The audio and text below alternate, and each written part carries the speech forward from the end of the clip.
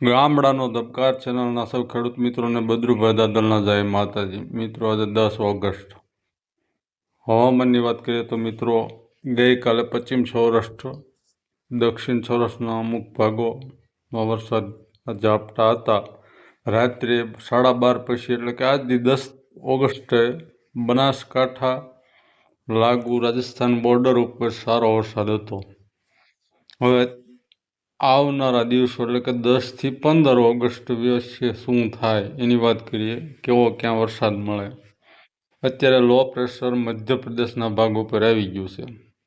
400 એસપીએના અસ્થિરતા સૌરાષ્ટ્ર ઉપર પણ છે અને વધારે મોડલો થોડા સૌરાષ્ટ્ર માટે પોઝિટિવ થયા છે. હવે આના વરસાદની કેવી અને કઈ રીતની શક્યતા ગણાય તો મિત્રો ગુજરાત રીજન પૂર્વ એટલે કે ઉત્તર પૂર્વ મધ્ય અને દક્ષિણ ગુજરાત, આમાં મિત્રો ઉત્તર પૂર્વ ગુજરાત, મધ્ય ગુજરાત અને દક્ષિણ ગુજરાતમાં ક્યાંક 4-5 ઇંચ સુધીના આગાહી સમયમાં વરસાદ મળે. બાકી હળવા મધ્યમ અને ભારે વરસાદ રહે.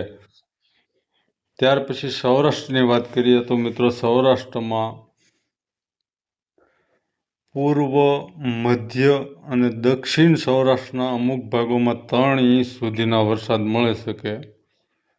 એમાં પણ હળવા મધ્યમ અને ભારે વરસાદ રહે. બાકીના સૌરાષ્ટ્ર એટલે કે પૂર્વ લાગુ પશ્ચિમ સૌરાષ્ટ્ર, દક્ષિણ સૌરાષ્ટ્રના અમુક ભાગો અને લાગુ મધ્ય ગુજરાતમાં હળવા અને મધ્યમ ઝાપટા છૂટાછવાયા રહે.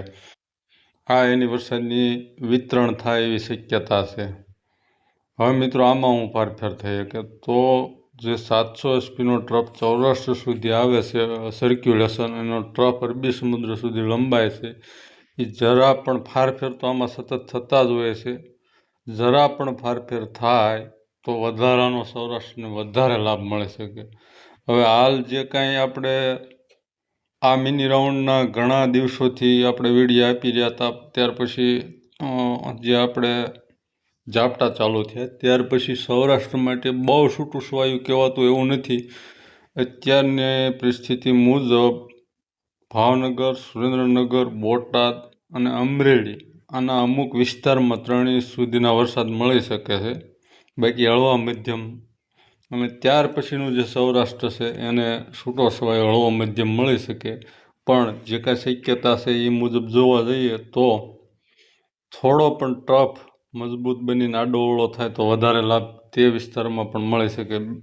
કચ્છની વાત કરીએ તો પૂર્વ કચ્છમાં હળવા મધ્યમ વરસાદ મળી શકે. ફારફેર થોડો થાય તો ભારે વરસાદ મળી શકે. પશ્ચિમ કચ્છમાં પણ છૂટાછવાયા હળવા મધ્યમ ઝાપટાની શક્યતા છે. ચેનલને સબસ્ક્રાઈબ કરજો, વિડીયોને લાઇક કરજો અને શેર કરજો. જય માતાજી.